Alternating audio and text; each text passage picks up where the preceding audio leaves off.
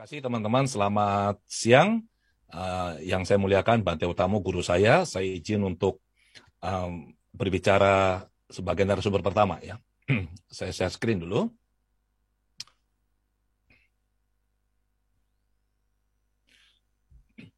Baik, ini talk show tentang beliefs and reality.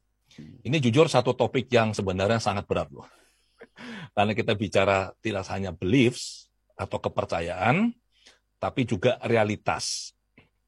Tapi tidak apa-apa, kita belajar sama-sama. Saya akan bahas beberapa hal di sini. Nanti kita bisa diskusi lebih lanjut dalam sesi tanya-jawab. Sebenarnya, apa sih itu realitas? Saya berikan gambar ini pada teman-teman. Bila Anda melihat gambar ini ada satu gelas, kemudian sebagian terisi oleh air. Pertanyaannya adalah, ini gelas separuh penuh atau separuh kosong? Setiap orang punya pendapat yang berbeda. Ada yang bilang, ini separuh kosong. Loh, kok bisa separuh kosong? Lah, buktinya yang terisi air kan baru separuh nih. Ada lagi yang bilang, ini sudah separuh penuh. Loh, kok bisa? Ya soalnya kan yang terisi air sudah separuh.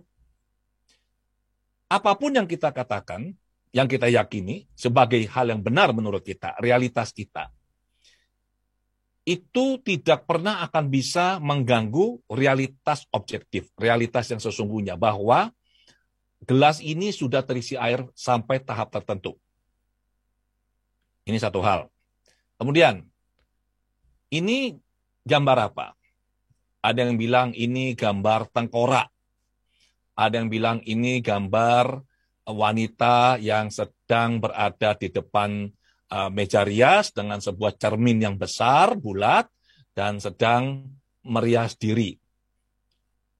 Kembali lagi tadi, ada yang bilang ini tengkorak, ada yang bilang ini adalah wanita di depan cermin. Mana yang benar? Bergantung pada kita masing-masing. Ya. Satu lagi. Nah, ini wanita cantik atau cakep? Kalau kita lihat ini ya, gambar ini sekarang ini bibirnya terbalik. Itu lipatan matanya terbalik. Kalau dilihat, ini wanita ini katanya jelek, katanya. Tapi apabila kita memutar gambarnya, dengan posisi yang seharusnya tidak berubah ini ya, bibirnya masih terbalik, kemudian lipatan matanya juga masih terbalik, wanita ini menjadi cantik. Hanya dengan kita mengubah cara pandang. Kemudian yang benar yang mana? Ya inilah realitas.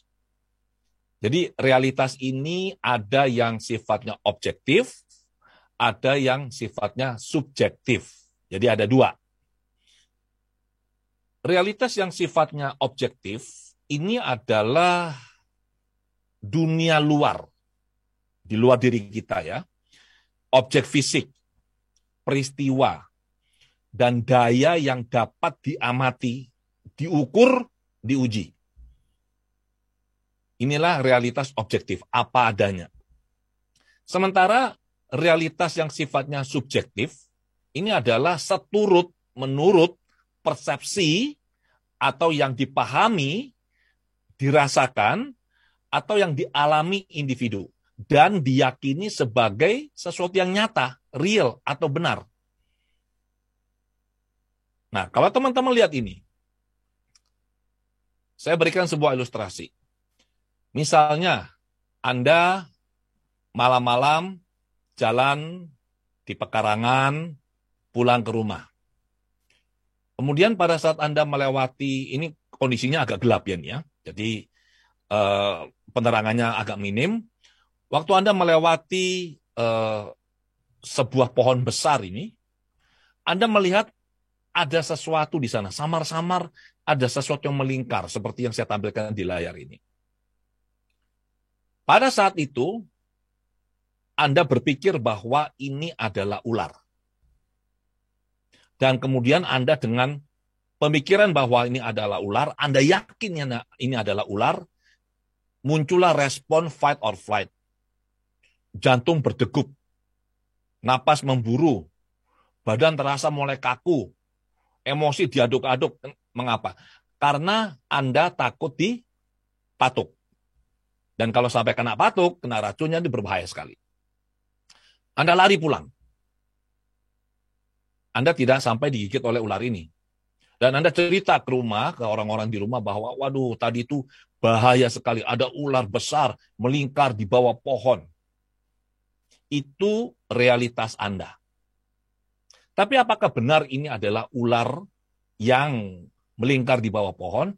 Besoknya karena Anda penasaran, Anda kembali. Anda melihat, ada apa sih? Benar nggak ini ular? Ternyata di bawah pohon itu bukan ular, tapi adalah tali tambang seperti ini. Yang entah diletakkan oleh siapa di bawah pohon dan benar bentuknya melingkar. Jadi persepsi adalah bagaimana kita melihat dunia. Sementara realita adalah dunia apa adanya. Nah, realitas subjektif adalah hasil konstruksi dari pemaknaan akibat dari persepsi yang berlandaskan belief. Nanti kita akan bahas ini lebih lanjut ya di sesi tanya jawab. Dan kita cenderung menganggap bahwa bagaimana kita memandang realitas adalah representasi akurat dari realitas sesungguhnya. Satu contoh lagi. Anda berjalan, kemudian Anda melihat ada 2 atau 3 orang teman Anda di sebelah sana sedang berbicara dan bisik-bisik. Kemudian mereka melihat ke Anda, setelah itu mereka cepat-cepat mengalihkan wajah. Ya.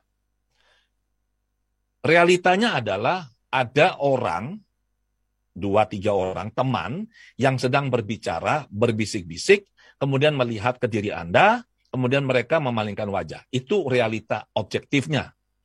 Tetapi realitas subjektifnya, karena apa yang kita lihat, yang Anda lihat ini tuh melewati melewati lensa persepsi, Anda memberikan makna yang berbeda. Kalau untuk orang yang percaya diri, Anda akan bilang, teman-teman saya ini mengagumi saya. Wah, jadi mereka bisik-bisik, kemudian mereka melihat ke saya, mereka memalingkan wajahnya karena mereka kagum sama saya, sungkan mengungkapkan kekagumannya pada saya lewat tatapan mata. Itu kalau orang yang percaya diri atau overconfidence, bisa begitu. Tapi kalau pemikirannya negatif, muncullah sebuah pemaknaan. Ini ada apa ini ya? Ini orang-orang kok ngerasanin saya ya? Ini pasti berbisik-bisik membicarakan keburukan saya ini. Buktinya apa? Buktinya itu, mereka bisik-bisik ngelihat saya kemudian menoleh. Pasti bukan sesuatu yang baik. Nah, persepsi ini memunculkan pemaknaan dan ini dilandasi oleh belief. Dan sekarang belief ini apa? Belief ini kepercayaan. Belief adalah apa yang kita pikir benar. Ini sebenarnya hanyalah sebuah ide. Belief tidak lebih dari sebuah ide. Ide yang kita pikir benar, dan terutama kita rasa benar, menurut kita, sehingga diterima sebagai kebenaran. Ini adalah belief atau kepercayaan. Dan kepercayaan ini bisa bersumber dari manapun. Kalau kita masih kecil, ya sama seperti sekarang cucu kami, si Arta sekarang usianya 1 tahun. Arta masih kecil. Belum ada filter mental, belum ada data apapun.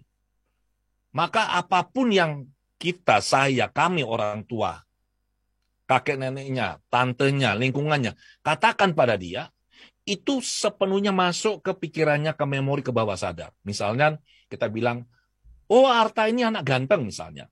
Maka dia percaya kalau dia itu ganteng. Arta ini bijaksana, baik, pintar, cerdas, dia percaya. Kalau kita menyatakan hal sebaliknya yang negatif, dia juga akan percaya. Kenapa? Karena dia belum ada data untuk membantah atau membandingkan ini. Jadi, belief ini bisa berasal dari figur otoritas atau lingkungan waktu kita masih kecil. Dan bisa macam-macam. Belief mengenai hidup, belief mengenai kehidupan, belief mengenai materi, uang, mengenai pasangan, belief mengenai kemampuan akademik, belief mengenai apa, banyak sekali. Dan masuk ke bawah sadar kita tanpa kita bisa filter di tahap awal, ya. Kemudian bisa dari sumber informasi otoritas. Jadi misalnya apa? Dari kitab suci, bisa dari jurnal, artikel-artikel jurnal, hasil riset, itu juga bisa. Kita baca, kita percaya ide ini sebagai hal yang benar, maka itu menjadi kebenaran. Bisa dari pengalaman masa lalu. Lingkungan, bisa dari teman, kemudian bisa dari media sosial. Ya, berita-berita hoax ini sekarang ini luar biasa. Kita tidak mencari data, kita tidak mencari informasi, tapi informasi mencari kita. Saya yakin teman-teman pasti pernah mengalami, Anda katakanlah lagi browsing-browsing sesuatu, mungkin Anda lagi lihat pakaian-pakaian tertentu di marketplace atau apalah. Entah bagaimana, tiba-tiba setelah itu, Anda mendapat banyak sekali dalam tanda kutip tawaran. Ya, Anda mendapat tawaran-tawaran serupa. Jadi, informasi yang sekarang mencari kita bukan kita mencari informasi. Kalau dulu tidak seperti sekarang ini ya. Dulu itu masih terbatas. Zaman saya dan Dr. Po, saya yakin sekali waktu kami masih lebih muda ya. Sekarang sudah berumur. Itu informasi ini paling ada di mana? Di koran, di majalah, di TV, di radio. Ya, kita lakukan clipping atau kita cari buku pintar, paling itu. Sekarang ini informasi itu ada di ujung jarinya kita sebenarnya. Tinggal kita mau klik-klik apa, Profesor Google akan menjelaskan semuanya. Ya, menjawab pertanyaan kita. Nah, belief bisa berasal dari sana. Pada saat kita punya belief tertentu, kita meng-create belief ini, yang awalnya adalah sebuah ide, setelah ide ini masuk ke dalam diri kita dan kita terima sebagai sebuah fakta, kebenaran menurut kita, maka kejadiannya akan terbalik sekarang. Kalau tadinya kita meng-create sebuah belief, maka berikutnya setelah belief ini tercipta, belief ini akan meng-create kita, akan mendikte, akan mencipta diri kita. Mengapa? Karena belief ini akan menjadi penentu, semacam kayak rel atau koridor tempat kita akan berjalan. Kemanapun kita pergi, kita tidak akan bisa keluar dari koridor berpikir yang didikte atau diarahkan oleh belief kita. Satu-satunya cara untuk bisa mengubah itu adalah dengan kita belajar untuk menyadari, belajar untuk mindful, untuk bisa menangkap gerak-gerik pikiran kita, untuk bisa mengamati dan menangkap gerak-gerik batin kita, dan kita mulai mempertanyakan, ini benar nggak nih yang saya pikirkan ini, yang saya rasakan ini benar nggak nih? Jangan-jangan ada yang salah dengan pemikiran saya. Hanya pada titik itulah kita baru mulai bisa naik dan memandang koridor berpikir ini sebagai sesuatu yang menguntungkan, mendukung kita, ataukah sesuatu yang justru menghambat hidup kita. Nah, belief ini mempengaruhi persepsi. Persepsi ini seperti kita menggunakan kacamata atau kita menggunakan soft lens. Dan kita tidak tahu atau tidak sadar ada filter ini, kacamata yang berwarna ini, atau lensa yang kita letakkan atau kita tempelkan ke bola mata kita. Ini ada sebuah gambar ya. Jadi ada sebuah pemandangan, di sini ada pohon di sebelah kiri, ada pohon di sebelah kanan, kemudian ada gunung yang ditutupi oleh salju atasnya ya. Jadi puncaknya dan lerengnya ditutupi oleh salju. Ini adalah realitas objektif. Ya seperti ini adanya informasi atau data ini. Akan tetapi orang-orang, ya ada 4 orang yang ditunjukkan pada gambar ini, mereka menggunakan kacamata atau persepsi yang berbeda. Maka dengan menggunakan kacamata atau persepsi ini, mereka memandang dunia ini bukan apa adanya, tapi apa akunya, apa sayanya, apa yang menurut mereka benar. Nah, yang pertama ini, seseorang pria ini memandang data atau fakta ini, dan dia melihat sebagai, loh itu kok warnanya agak kabur ya, agak gelap ya, tidak cerah ya. Yang satu lagi karena lensanya warnanya kuning, dia akan melihat, loh ini kok warnanya kuning ya. Yang satu lagi bilang, loh ini kok agak seperti abu-abu ya. Dan yang keempat inilah yang bisa melihat ini secara jernih. Oh, seperti inilah kondisinya, seperti inilah pemandangannya. Ya, faktanya seperti ini. Dan satu hal lagi yang perlu kita pahami mengenai belief dan realita teman-teman ya. Apabila kita sudah punya belief dan kita yakini ini belief ini sebagai hal yang benar ya, maka tanpa kita sadari kita pasti mengalami bias konfirmasi. Bias konfirmasi ini apa? Bias konfirmasi adalah kecenderungan untuk mencari atau mengumpulkan informasi atau bukti atau data yang mendukung, bukannya menolak. Yang mendukung pendapat atau kepercayaan yang sudah kita pegang ini, sambil kita mengabaikan bukti yang sifatnya kontradiktif. Jadi kalau seseorang sudah percaya mengenai sesuatu hal A misalkan, maka secara refleks, secara instingtif, kita akan mencari informasi-informasi yang mendukung kebenaran ini, yang akan menguatkan kebenaran yang kita yakini ini. Kalau ada informasi yang tidak sesuai, kita akan mengabaikannya. Kita akan menganggap, ya ini nggak cocok. Itu paling, kalau secara statistik itu namanya, ini outlier-nya. Ini nggak bisa digunakan sebagai acuan. Yang benar adalah yang ini. Dan itu kita bisa lihat bagaimana belief ini membutakan diri kita karena dia bekerja di bawah sadar. Sehingga orang yang tidak aware, tidak sadar tentang belief ini, tentang bias konfirmasi, dia mengalami konstruksi realita yang semakin lama semakin kuat. Beliefnya mempengaruhi persepsi, persepsi menentukan pemaknaan. Kemudian dia mengalami bias konfirmasi. Maka belief yang dia pegang ini akan terus bertahan sampai seterusnya dan semakin lama semakin kuat. Dan saran saya bagi kita semua, jangan pernah berdebat atau mempertanyakan beliefnya seseorang. Mengapa? Tidak akan bisa selesai itu. Tidak akan ada titik temu. Karena sesuatu hal yang dipercaya sebagai hal yang benar, itu tidak akan mau diganti oleh orang itu. Biasanya hanya dalam kondisi-kondisi tertentu saja baru orang bersedia mengganti belief. Dan untuk mengganti belief ini bukan perkara yang mudah bagi kebanyakan orang. Mengapa? Karena banyak orang mengidentifikasi diri mereka sesuai dengan beliefnya mereka. Jadi kalau beliefnya diganti, seolah-olah dunianya runtuh dan dia itu siapa, dia sudah nggak tahu. Oke, lanjut sedikit lagi.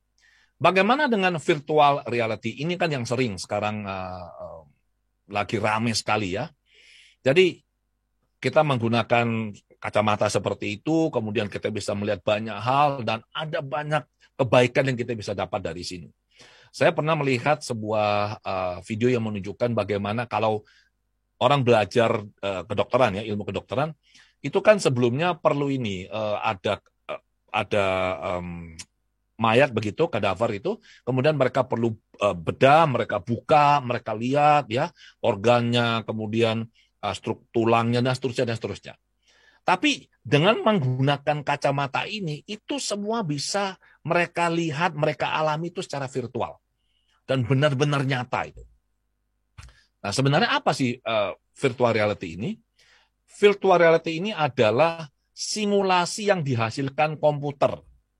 Dia berupa gambar 3 dimensi atau lingkungan, ya, di mana individu dapat berinteraksi dengan cara yang seolah nyata. Menggunakan peralatan elektronik khusus, bisa pakai helm, kacamata khusus dengan layar di dalamnya, atau menggunakan sarung tangan ya yang dilengkapi oleh sensor. Jadi dengan tambahan peralatan ini, kita sekarang bisa berinteraksi dengan sebuah realita yang lain lagi. Bagaimana pengaruhnya, bagaimana dampaknya, kita akan bahas nanti bersama Bante ya. Dan sebagai akhir dari paparan saya, untuk kita bisa tetap ajak, tetap bisa berdiri kokoh, mengamati fenomena kehidupan, mengamati kondisi apa adanya, salah satu cara yang paling efektif, yang paling mudah bisa kita lakukan, bisa dilakukan dimanapun, kapanpun, adalah dengan apa? Dengan kita melatih diri melalui meditasi. Karena dengan meditasi kita melatih diri melihat dunia apa adanya. Kita melatih diri untuk bisa aware, untuk bisa mindful, untuk bisa sadar, untuk bisa membedakan mana yang real, mana yang tidak real. Ini nanti pasti akan dibahas secara lebih dalam oleh Bante.